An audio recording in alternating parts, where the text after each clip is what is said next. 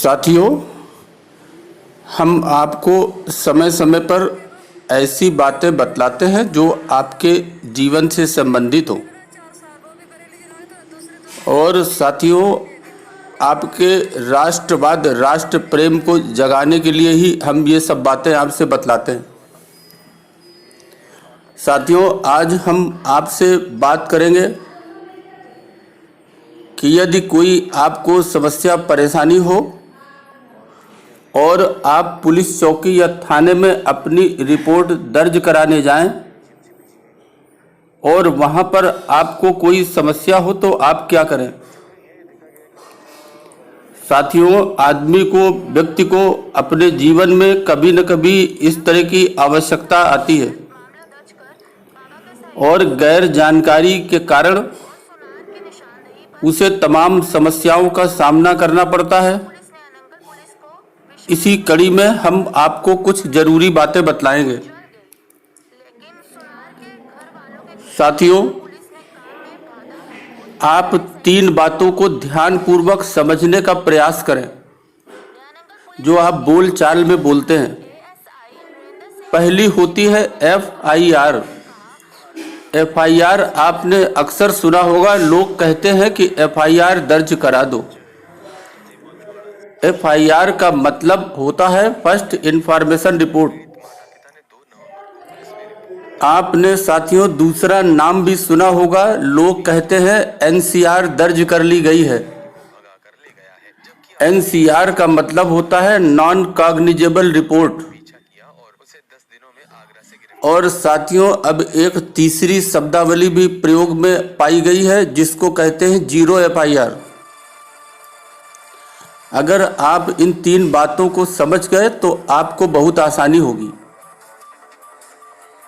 साथियों, जो हमारा दंड का जो कानून है, उस भारतीय कानून में अपराधों को उनकी प्रकृति के आधार पर, यानी उनकी गंभीरता के आधार पर 2 भागों में विभाजित किया गया है। ऐसे अपराध जो काफी गंभीर होते हैं उनको संज्ञेय अपराध कहा जाता है। संज्ञेय का मतलब है कॉग्निजेबल। और जो मामूली अपराध होते हैं उसे असंज्ञेय यानी नॉन कॉग्निजेबल अपराध की श्रेणी में रखा जाता है। और इस प्रकार गंभीर अपराध और जो अपराध गंभीर नहीं है उनके लिए अलग अलग प्रकार की रिपोर्ट थाने में लिखी जाती है। साथियों, बहुत तकनीकी भाषा में न जाकर आपको मोटे मोटे तौर से समझाने की कोशिश करेंगे ताकि आपको यह बात समझ में आ जाए। साथियों, जब कोई भी अपराध होता है, आपके साथ किसी ने कोई भी अपराध किया तो आपका कर्तव्य बनता है कि आप उसकी रिपोर्ट थाने में करें। तो साथियों, जब आप अपना प्रार्थना पत्र लेकर थाने में जाते हैं और मामला ज्यादा गंभीर होता है, अगर हम उदाहरण लें किसी को हथियार से मारना, हत्या आदि, तो साथियों पुलिस FIR दर्ज करती है, फर्स्ट इन्फॉर्मेशन रिपोर्ट दर्ज करती है। अर्थात एक संज्ञेय अपराध, गंभीर अपराध दर्ज करती है। और जब अपराध दर्ज करती है तो उसकी एक कॉपी उस व्यक्ति को निःशुल्क देती है जिसने थाने में अपराध दर्ज कराया। तो साथियों, इस प्रकार FIR दर्ज होने के बाद पुलिस उस घटना की जांच करती है और उसकी चार्जशीट न्यायालय में पेश करती है और जो भी कार्रवाई है वो करती है। लेकिन साथियों, अगर आपका मामला गंभीर नहीं है, सामान्य तरह का मामला है, तो उसमें आपके प्रार्थना पत्र के आधार पर पुलिस NCR दर्ज करती है, नॉन कॉग्निजेबल रिपोर्ट दर्ज करती है। कम गंभीर अपराध दर्ज करती है। तो साथियों, इसकी भी एक कॉपी दर्ज करने के बाद जो शिकायत करता है उसको दे दी जाती है। और फिर जब एनसीआर दर्ज हो जाती है तो पुलिस मामले की खोजबीन करती है और खोजबीन के आधार पर उस घटना की रिपोर्ट बनाती है, कार्रवाई करती है और फिर इस रिपोर्ट को न्यायालय में पेश करती है। साथियों, आपने देखा होगा कि जांच के दौरान चोरी या खोई हुई संपत्ति की अगर पुलिस बरामदगी करती है तो ऐसे में पुलिस उस सामान को, कानूनी जो औपचारिकता है वो जब पूरी हो जाती है तो शिकायत करने वाले का जिसका वो सामान है उसको दे देती है। और अगर वो सामान काफी खोजबीन के बाद भी प्राप्त नहीं होता है तो इसकी रिपोर्ट बनाकर प्राप्त न हो पाने का कारण बनाकर न्यायालय के समक्ष पेश कर देती है। अब साथियों, गंभीर मामलों में तो एफआईआर दर्ज की जाती है, लेकिन जो मामले गंभीर प्रकृति के नहीं होते हैं उसमें नॉन कॉग्निजेबल रिपोर्ट अर्थात एनसीआर दर्ज की जाती है। और ये एनसीआर दर्ज कराना क्यों जरूरी है? साथियों, आपने देखा होगा कि यदि किसी व्यक्ति का मोबाइल चोरी हो गया हो तो उसकी सूचना वो पुलिस को देता है। ये जरूरी भी है क्योंकि सूचना देने पर पुलिस एनसीआर दर्ज करती है, एफआईआर दर्ज नहीं करती, एनसीआर दर्ज करती है जिसमें घटना के बारे में लिखा होता है। और यदि बाद में उस मोबाइल से किसी प्रकार का गलत उपयोग किया जाता है तो जो पीड़ित व्यक्ति है जिसका मोबाइल है वो अपनी एनसीआर से अपना बचाव कर सकता है। तो साथियों, अभी हमने जाना एफआईआर और एनसीआर। अब साथियों, एक और नई शब्दावली आती है जो पुलिस दर्ज करती है, वो है जीरो रिपोर्ट। साथियों, जो पुलिस स्टेशन है उसका एक जुरिडिक्शन होता है, क्षेत्र होता है जिस क्षेत्र में वो काम करती है। यदि किसी कारण से आपके साथ कोई अपराध हो गया हो और आप ऐसे क्षेत्र में हैं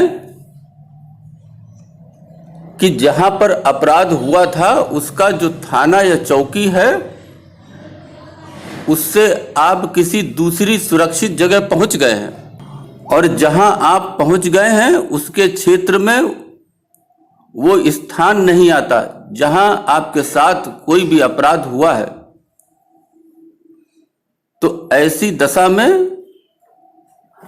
आप जीरो एफआईआर उसी थाने में आप लिखा सकते हैं जो आपके नजदीक है, भले ही उसका क्षेत्र का अधिकार न हो जहां घटना हुई है। ऐसे मामलों में क्षेत्र की सीमा नहीं देखी जाती जहां पर अपराध हुआ है, इससे कोई मतलब नहीं होता।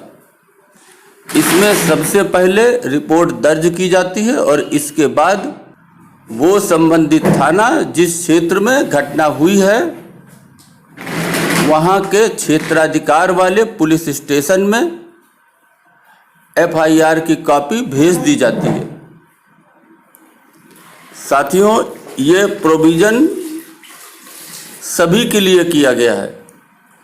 इसका मकसद ये है कि अगर आप उस जगह पर हैं जहां पर थाने का क्षेत्र नहीं है जहां अपराध हुआ है तो आप वहां पर अपराध दर्ज कर सकते हैं।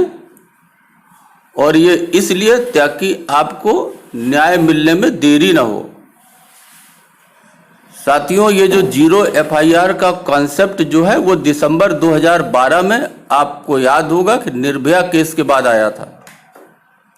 निर्भया केस के बाद देश भर में बड़े लेवल पर प्रोटेस्ट हुआ था, आंदोलन हुए थे और अपराधियों के खिलाफ नागरिक सड़क पर उतरे थे। इसके बाद जस्टिस वर्मा कमेटी की रिपोर्ट की जो सलाह थी उसके आधार पर कानून में नए प्राविधान जोड़े गए और दिसंबर 2012 में हुए निर्भया केस के बाद new criminal law amendment act 2013 आया। साथियों, सीआरपीसी की धारा 154 के तहत पुलिस को गंभीर मामलों में एफआईआर दर्ज करना जरूरी है।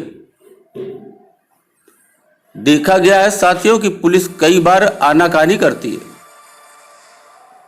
और अगर इस प्रकार से पुलिस रिपोर्ट दर्ज करने में आनाकानी करे तो आप उसकी शिकायत वहां के डीसीपी, एसपी, डीएसपी इनको आप कर सकते हैं। लेकिन साथियों, ऐसा देखा गया है कि वहां भी लोगों को समस्याओं का सामना करना पड़ता है। या तो डीसीपी, डीएसपी मामले पर ध्यान नहीं देते हैं और अगर कुछ कार्रवाई करते हैं फिर भी थाने में एफआईआर दर्ज नहीं हो पाती है। तो साथियों, अगर आपके साथ ऐसी कोई दिक्कत आ रही है, आपके हिसाब से एफआईआर उन्होंने न लिखी हो, कुछ हेर फेर कर दिया हो, या आपकी एफआईआर ही न लिखी गई हो, आपको मना कर दिया गया हो, उसमें विलंब किया जा रहा हो, तो साथियों आपको डरने और घबराने की जरूरत नहीं है। आप किसी वकील की मदद से अपना प्रार्थना पत्र तैयार करें और जो आपके इलाके का जो कचहरी है वहां पर चीफ मेट्रोपॉलिटन मजिस्ट्रेट या एडिशनल चीफ मेट्रोपॉलिटन मजिस्ट्रेट से सीआरपीसी की धारा 156 के अंतर्गत आप ये शिकायत कर सकते हैं। साथियों, आपकी बात ध्यानपूर्वक सुनी जाएगी और उसमें न्यायालय द्वारा आदेश किया जाएगा, जिसके आधार पर आपके अनुसार पुलिस को आपकी एफआईआर दर्ज करनी ही पड़ेगी। तो साथियों, आप अपने अधिकार के लिए सजग रहें और अगर आपको कोई भी परेशानी आती है तो आप न्यायालय के समक्ष जाकर ऐसा आदेश प्राप्त कर सकते हैं और पुलिस को मजबूर कर सकते हैं कि वो आपके मामले पर उचित कार्रवाई करे। साथियों, इन बातों को, अपने अधिकार को आप अच्छे से जानें और समझें और भविष्य में इसका प्रयोग करें। अभी के लिए बस इतना ही। धन्यवाद।